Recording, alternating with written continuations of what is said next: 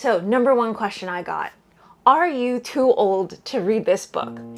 Oh, so look, Dr. Greger sent me the final edition of the book. So it's all, ready to go for the launch date.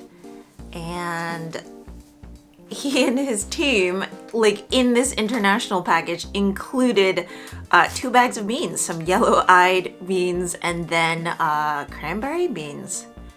Dr. Greger, the reason I think twice about toasting my nuts. And now bananas.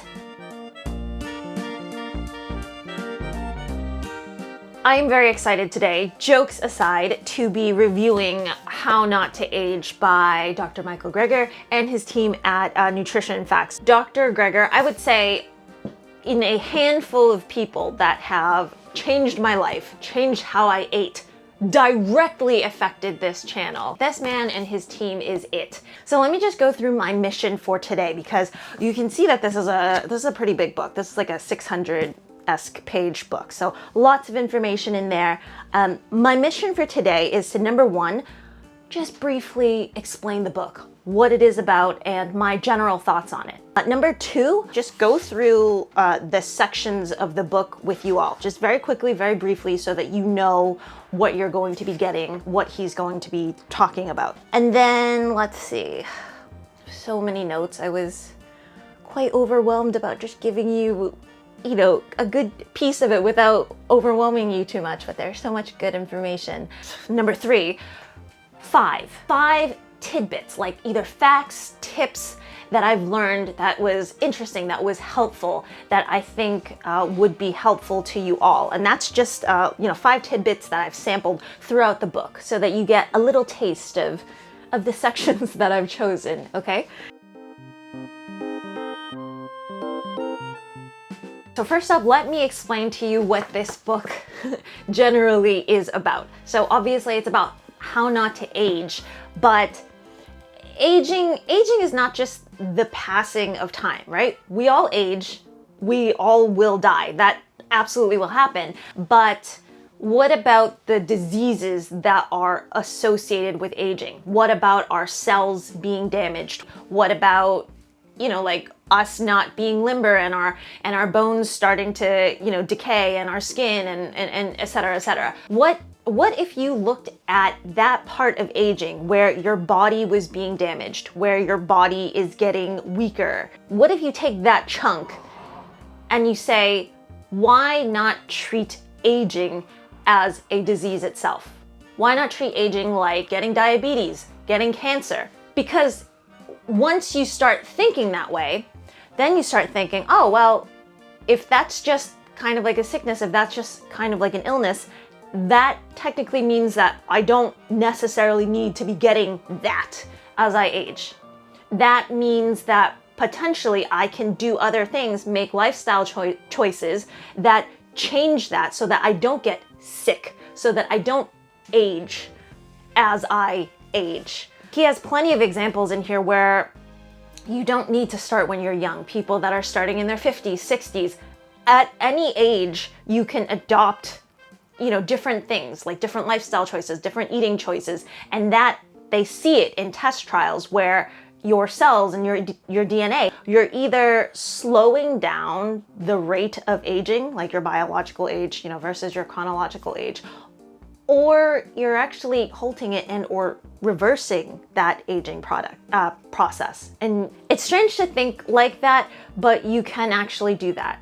I guess what this book does is it explains how aging happens, and it explains essentially like hacks or things that you can do, either delay that process or sometimes like literally wind it back, turn it back, get it young again. If aging is its own disease, then we can go and treat it. Then we can go and deal with it. It does not necessarily need to happen.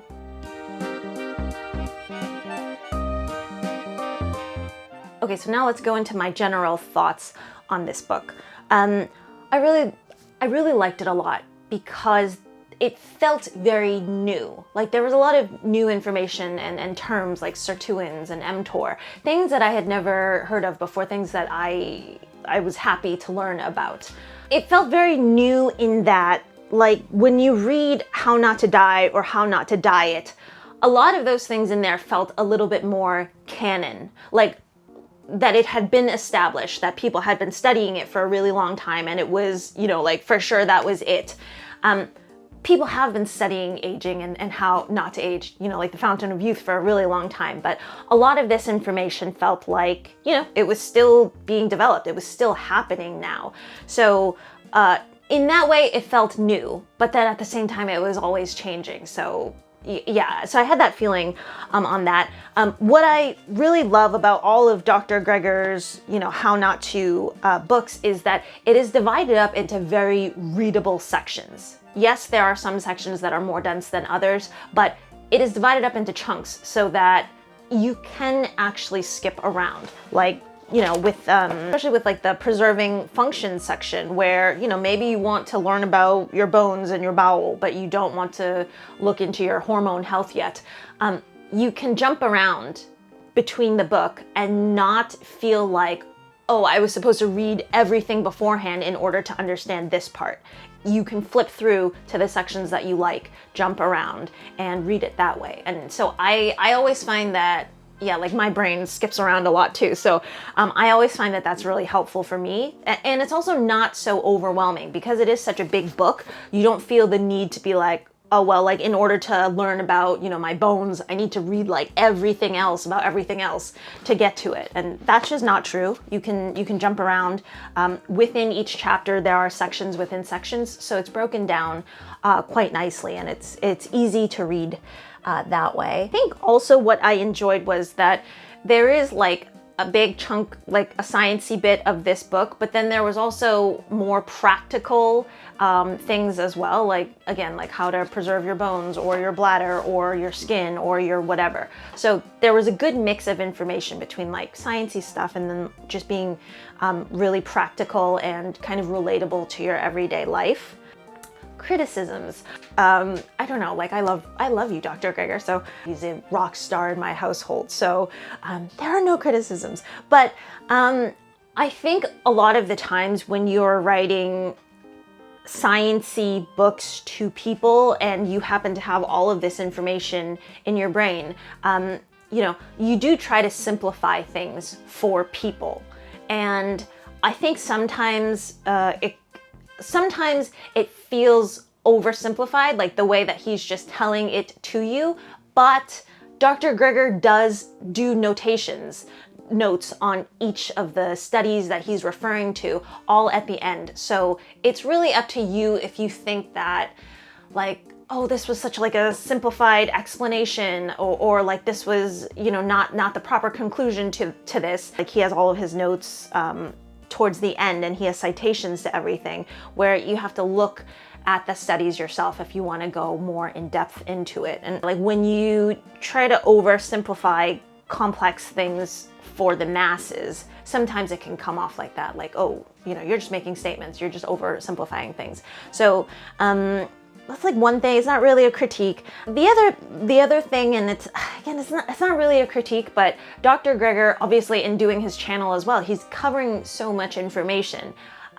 He tries to cover a lot of information in this book, including different bits that might be like really short sections, because he wants to make sure that, you know, he's addressing these points too. And so sometimes there will be, you know, smaller sections that I guess if he could elaborate a bit more on it, great. But then, like, if not, I kind of just felt like, okay, like maybe that section that little, you know, blurb didn't necessarily need to be in there. But, you know, nothing too big. Like, you know, I love him. He changed my life. Like, I love Dr. Greger. So that's pretty much it. But short of that, it's just it's just like there's a lot of good information in the book. So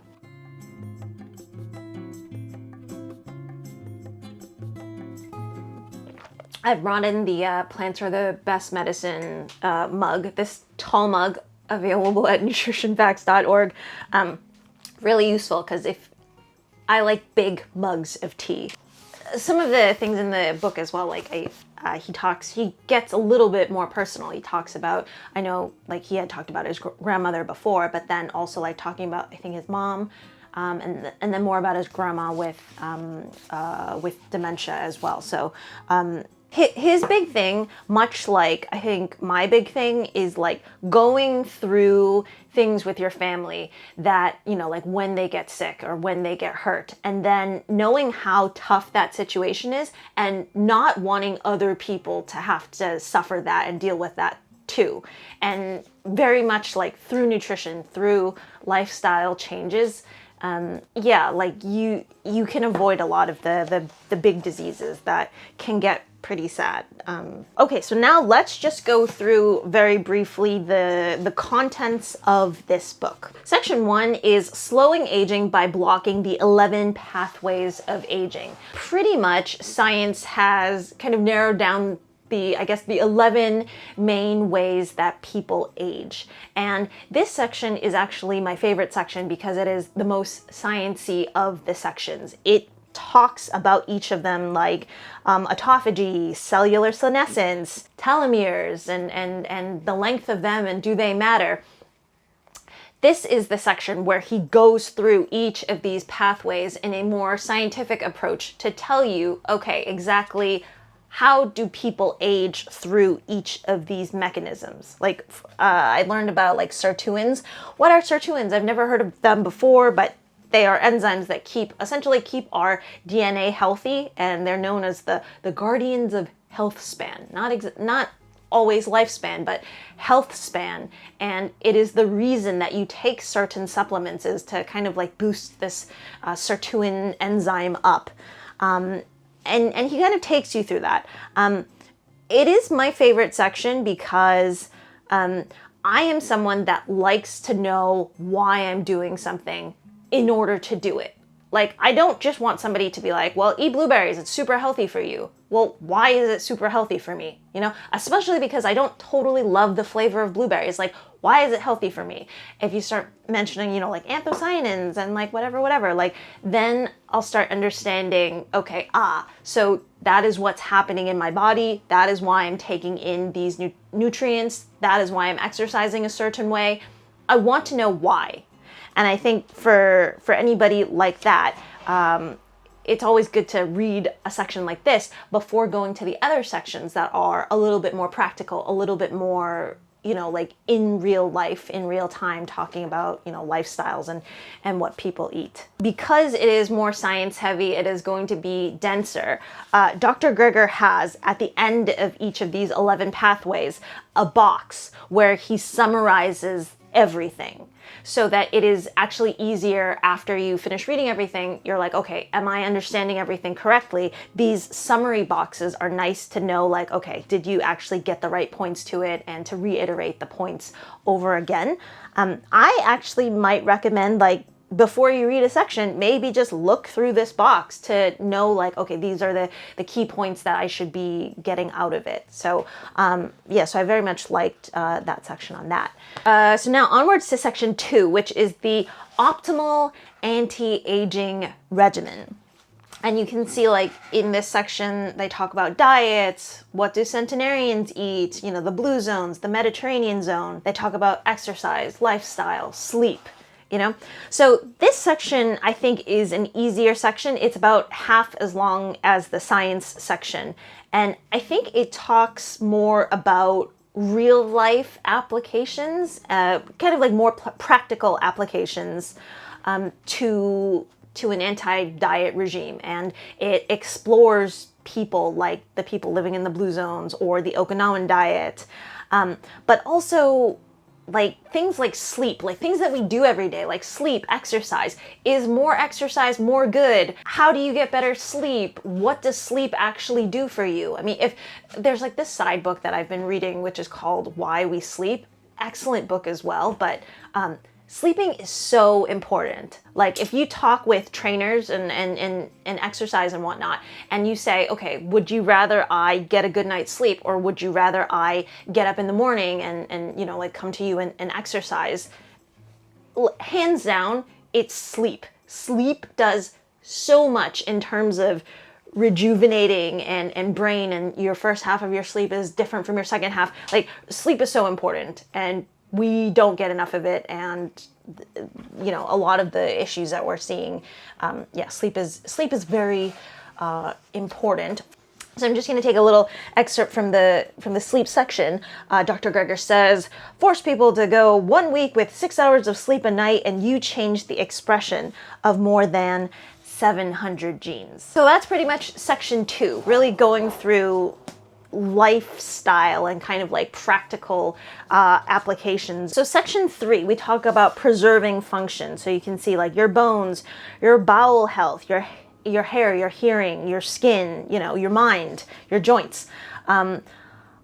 This section actually I enjoyed a lot because it was more tangible. It was about more tangible and physical issues. I think a lot of the times when you just read about the science bit, a lot of it is kind of like within your body, these processes within your body and your mind, and you can't really see it. And this one, when it talks about like bone health and joint health and hair health, like these are things that people, you know, bowel health, like these are things that people see and they feel, and it is more practical because it is happening to them. I kind of feel like as I've gotten older, like in my 30s, it's like, oh, do I actually get up during the night to go to the bathroom more often? Like, what is the reason behind that? Like, is that a given that as I get older, it's going to get worse? Obviously, most of you know that at the beginning of this year, I broke my foot. When I broke my foot, it impacted my knee, it impacted my other hip. I feel so old.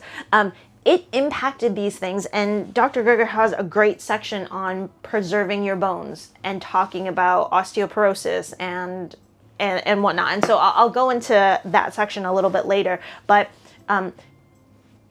yeah, it very much, this section I learned a lot from, just even if it's just to, you know, like prognosticate and kind of show perhaps what I might deal with later if I don't take care of my body, kind of thing. I really liked the physicalness and the practicality of this section. And then the last section in section 4 is Dr. Greger's Anti-Aging 8.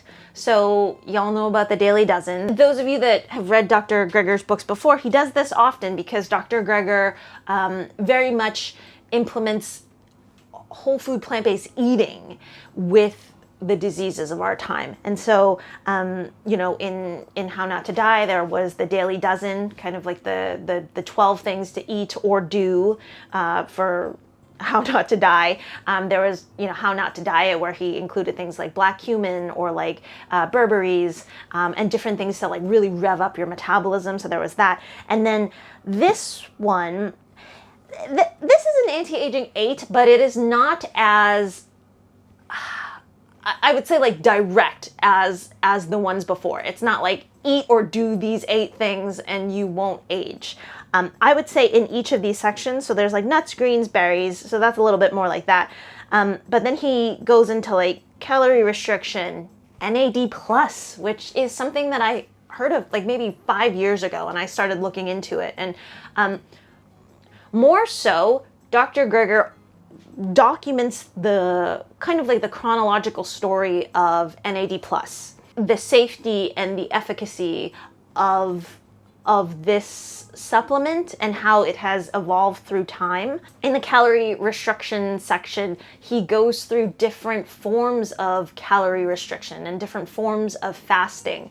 I think the reason that he has to talk about these anti-aging 8 in a different way than just being quite direct, like take this, do that, and to talk about its journey into coming as a nutritional supplement, or its positives and negatives of calorie restriction, is because these things, they're still kind of really new. It doesn't help that there's so much money behind the supplements industry and behind health, right? It's not all government funded, and there's so many like private companies, and he talks about that as well. So sometimes it's hard to find the correct information. So I think that is why he has to, instead of just prescribing to you like, oh, these are the 8 things that you need to take for longevity and for how not to age, he needs to explain to you, okay, like in the scheme of things, where is the research now? How are the studies coming out? And kind of having you weigh, like, you know, the positives and the negatives, and also, you know, your own personal health now, and whether, you know, you can be on a calorie restrictive diet, and the positives and negatives of that. So it is a chunkier section than you would think, but also, you know, packed with a lot of good information. Okay, so now finally for the 5 kind of facts, tips, tidbits that I'm just gonna randomly, but not so randomly, select throughout the book, just to give you a little sample of what is in each section that I found, you know, interesting. So the first one that I'm going to start off with is in section 1, one of the 11 pathways. And I'm going to talk about autophagy first. I'm going to talk about that because I think when it comes to aging, that's what most people have heard of this term before. Autophagy essentially happens when your body is deprived of food sources. It starts to, like, because it's so deprived of food, it starts to look throughout your body for cells that are either damaged or don't work like they used to, and then they get rid of it. When you're younger, I guess this happens more, you know, regularly, it runs more fluidly, but as you get older, sometimes you get cells that are damaged within your body, or cells that have, like, mutated or are deformed, and they don't serve your body well. They're bad, they cause inflammation, they cause other big time diseases, but your body isn't able to, you know, flush that out as readily. Well, if you can amp up autophagy, you can, you know, get rid of these excess damaged things. So obviously, a couple of the ways that we know that autophagy can happen is 1, through fasting, so not eating, and then exercise as well. So he talks about foods that boost autophagy as well, you know, like coffee, maybe tea. There's another thing called spermidine. This scientist that had some sperm maybe on his counter that had crystallized, and he went and he observed it through a microscope, and we find that spermidine is a potent activator of autophagy. So this is kind of your way number 1 of kind of hacking the system. You need to fast, you need to exercise, but what if you're not doing, or what if you're doing that but you want more of it, or what if you're not doing that and you still want this to happen? Well, a big potent activator is spermidine. Spermidine is actually highest in soy foods. So like natto, like tempeh. What Dr. Greger likes to have is actually, but he likes wheat germ because it is inexpensive. He always talks about things being pennies a day. I'm poking a little fun right now, but I'm always like, you know, Dr. Greger, where is this market that you're finding things pennies a day? Green peas have a lot in them. There's actually like a whole list of stuff. And so, yeah, this is something that kind of, you know, plant-based foods always kind of seem to boost autophagy, but there are a couple of these things here and there that really seem to, like, oomph it up. All right, so tidbit fact number 2, we're going to go into preserving your functions, so section 3, and we're going to go into preserving your bones. And the reason is not that I, you know, broke my foot earlier this year, but I was recently talking to my aunt, and she was saying that the doctors had prescribed her this osteoporosis medication that I remember reading about years ago, like some kind of class action lawsuit. It's quite common, I think, especially for women. As you age, they say, like, maybe your bone density goes down, or there are more holes, and then you start falling and everything just crumbles down. It's thought that the body gets more acidic as it ages, but foods such as things from, like, fats, from meats, these, like, kind of heavier proteins, it makes the body more acidic. And because bones are, you know, highly, like, calcium, it's very basic, an acidic body from eating these foods can affect bone development. This is the interesting thing. Dr. Greger says that, quite matter of fact here, the single most important thing to do to prevent osteoporotic fractures is don't fall. Like, that is what people are worried about, right? Like, these fractures that can happen, these, like, broken bones. So the number 1 thing that you can do is to just, like, don't fall. Sometimes just diagnosing whether you have like porous bones, or whether your bones are thick or needs to be thicker or not, it's not an indicator of whether you're going to have a fracture, because you only have a fracture when you fall.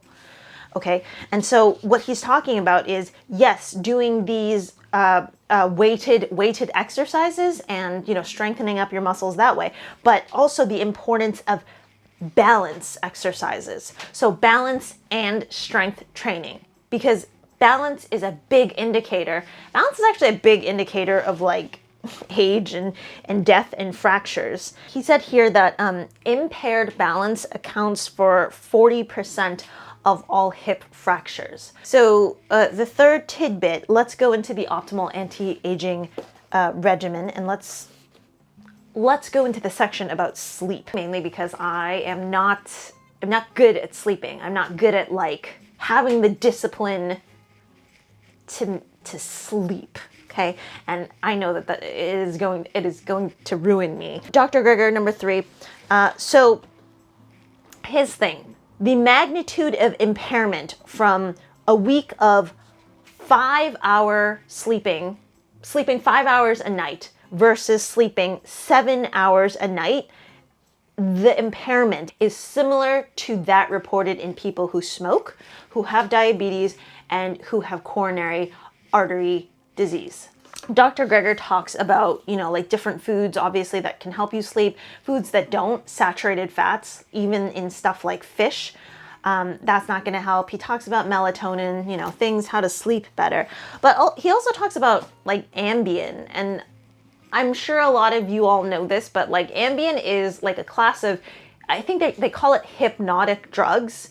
And pretty much what Ambien does is it can trick your brain into, I guess, like essentially forgetting that you've had a bad night's rest. So when you sleep, quality of sleep matters. Like, are you actually sleeping, or is it like you're waking up and you're whatever and all of that? So the quality of how you sleep matters. And I guess what Ambien essentially does is it makes you forget that you've had a bad night's rest, right? Because you haven't changed anything else in your life. You haven't changed your eating style. You haven't, you know, like stopped looking at your phone or your computer an hour before you sleep. You're just, your head is just all crazy, and then you have the Ambien. Technically, your body is still having bad sleep, but Ambien just makes you forget that you have had a night of bad sleep. And so you wake up and I guess you think that you're, you know, great and you've had a great night's sleep. I don't know, maybe like psychologically that's like okay, but I guess, you know, in the long term, it ends up harming the body, you know, more, because really you're not having a good night's sleep. So tidbit number 4, we're going to talk about glycation. So we're going back to section 1. Glycation is something that can happen like within your body, but it can also happen when you bring like foods and foreign things that have glycated products in them into your body. What glycated products do is that it causes our proteins to cross-link, and it stiffens up the tissues. So when it stiffens up the tissues, that means that like sometimes your arteries get stiffened up, you get artery disease, cancer, wound healing, bones, skin aging. There's all kinds of things associated with, you know, glycation, the advanced glycation end products that you're bringing into your body. So like I mentioned, one of the sources of AGE is going to be like your dietary sources. So when you heat up things, this especially happens, like you bump up the AGE of foods, especially when you heat them at high temperatures, but specifically the foods that are usually high in fat, high in protein. So together, it is a mess. So you think about like your barbecues, your Korean barbecues, your cheeses, like anything with high fat, high protein, and then you're bringing it up to high heat, that is bad. But your body also produces its own AGE, and usually they do it quite slowly, but this whole process is sped up when your blood sugar levels are up. So again, looking at, you know, the glycemic index of foods and seeing, okay, like, is this going to cause a spike in my blood sugar? Is this going to amp up, you know, my own AGE production from within? Tips that I really like here is yes, obviously to decrease glycemic load, you want to be eating foods that are healthier, that are full of fiber, right? But if you happen to be naughty and you happen to be eating, you know, other foods that are more refined, for example, like grains, like white rice or mashed potatoes, I'm sure you've heard Dr. Greger say, a good way to deal with the sugar spike is let the rice cool or let the potatoes cool, and then you can heat them back up again. And by letting it cool, it's kind of like the starches, they kind of firm up, but they become starch-resistant starches. And so I think it becomes a little harder to digest as easily, hence not raising your blood sugar up that much. It's said that 2 teaspoons of vinegar can blunt a sugar spike by 20%, but cinnamon, some cinnamon in your tea, some cinnamon tea is said to blunt your kind of like your blood sugar spike by 40%. So now, like, that's why sometimes, like, I was showing, like, from my breakfast series thing where I added a little bit of maple syrup to the pancakes, but I also added a little bit of cinnamon as well, and that is supposed to really help with that. Plus, cinnamon tea is actually really nice. Like, the Koreans do that a lot, but they add a lot of sugar to it. But if you just have, like, a cup of tea, add some cinnamon to it, it's just really nice to have with a meal as well. Chamomile actually does the same thing. I forgot what section it was. I think it was the inflammation section where Dr. Greger was saying that chamomile tea chamomile is such a strong anti-inflammatory herb that they tell pregnant women to be careful or to not drink it because there's like the tube between mom and baby that's essentially like the breathing tube, and for some reason, well, that tube is kept open through like inflammatory agents. And so the worry is that if you have like chamomile or maybe like too much chamomile, that'll close up. So there's just a lot to talk about. It's really hard. I'm worried I've done like a horrible job, but there's so much to this book to learn and to talk about. Last one, NAD+. So I want to go to the Greger 8, the Eat 8, Anti-Aging 8. NAD+ has been talked about in the kind of the anti-aging science community for such a long time because it's supposed to be this miracle worker. The effects of NAD boosters on aged rodents, so increased physical activity, endurance, improved vision, strengthen bones, while delaying, preventing, reversing muscle atrophy, hearing loss, ovarian aging, cognitive decline. Benefits to nearly every organ system have been documented, including improved function to the arteries, brain, heart, immune system, kidney, liver, and muscles. I was looking on supplements for NAD because I've been following it. It was like 30 capsules, and then they sold it for 55 pounds, so something like $65 for 30 capsules. Like one pill is like $2. Extremely expensive. Maybe it's really promising, but also Dr. Greger mentions, again, the big pharma industry, and you know, it's fine that it works. It's great if it does work, but nothing is regulated because all anybody ever cares about is just like money. I think I'm just saying a lot of things, but overall, I think what Dr. Greger was getting to was all of these drugs, some may be super promising and some may still be. It does have its negatives. It does have its potential downsides, including the fact that it might just not work in humans, or that there's not enough testing to prove that it actually does what it does in rats in humans. But there is one thing that naturally boosts your NAD levels, and then that naturally boosts your sirtuin levels, which is the reason that kind of you're taking NAD and NAD+, and that the NAD+ goes into your muscles to kind of rejuvenate them, because that is kind of what they were having problems with the other supplements, was that it was just not, like, maybe it did boost NAD+ levels in blood, but it wasn't really doing the magic. It wasn't like going into your muscles. It wasn't boosting sirtuin levels. He's saying exercise. I know. He's not totally a supplements guy, but he's saying that, like, exercise. Athletes about twice the exercise protocol, 3 weeks, and these certain levels, this enzyme to make NAD plus, increased by 127%. Resistance training can do the same. 127% increase in muscle. NAD plus levels, a rise in sirtuin activity. In other words, exercise can do what NAD plus boosting supplements cannot. That's kind of the gist of this. There's just a lot of information. Okay. So let me know if you have any other questions for me. I am going to be, I think, like going on a trip pretty soon, but I will read the comments. If you have any questions, just leave them down below. The link to the book is going to be in the description. It is a very good read. You know, you don't have to read it all at once. You can take it by chunk.